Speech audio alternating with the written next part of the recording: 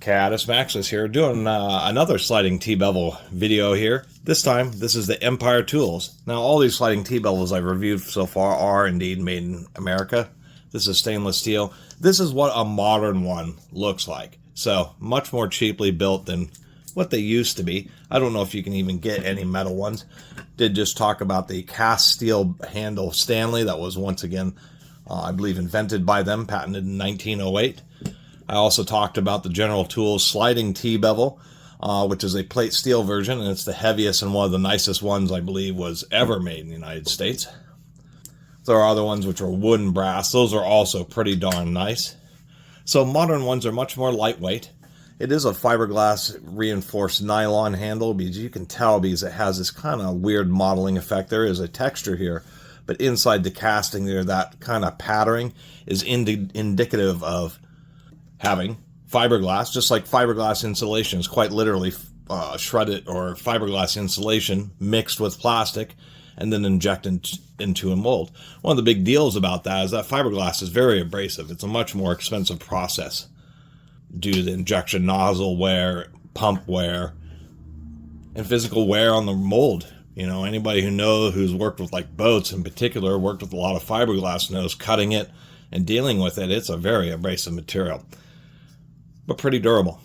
So this is what a modern one is. They're not used as much as they used to be. I have to say it's a little bit more durable, and to tell you the truth, probably a little bit easier to use because it's just using a simple thumb wheel and it just has two halves that pinch together here.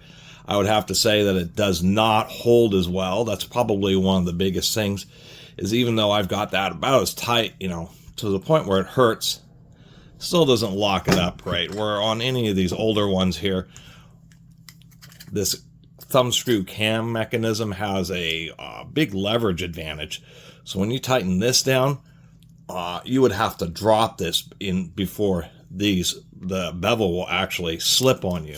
So that's one of the big advantages of these older style ones here, is just the fact that they hold very securely with this thumb screw mechanism. When you tighten this one down, it's okay. It will generally hold, but it's not perfect, and that's kind of one of the issues, is that you'll use it like you would use any sliding T-bevel. It's used to both copy angles. That's why you can slide it, and you can either have it as a T portion. You can do a compensation. That's why they have the 45-degree angle, where you can slide it out and use it like this, which is probably the biggest concern. So you'd use it. You can use something like a speed square to actually set an angle, mark your line, and then set this to it, and then you can go across and make a mark and then move it to whatever, a new piece of material or another section on the current piece of material, and make another mark. And that's the whole purpose of them, is just to easily copy angles. It's just the fact that this Empire one, you know, if you are using it a bunch, maybe copying rafter angles or something like that, bumping it around, it's just pretty easy to accidentally get it to adjust, and then you have these small discrepancies. And so that's probably the biggest disappointment of these modern ones, even though it is American made, and I do appreciate that. You just can't get enough torque, even though it's a pretty wide lever there. You just can't get quite enough torque to really get it to hold.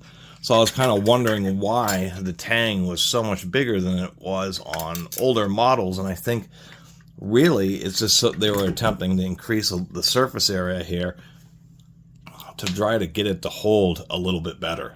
I also noticed that this has like a little raised portion to, I guess, bring it off the surface a little bit, but I'm wondering maybe if it would hold a little better is if it actually had the whole flat side on there. Putting maybe just a little bit more pressure on it. Yeah, that actually seems to work. Oh, I see. That's why they don't do it. Well, the answer is yes. Flipping that wheel over actually does add a little bit of pressure, and it actually does help stiffen that up. Too bad it now is stuck on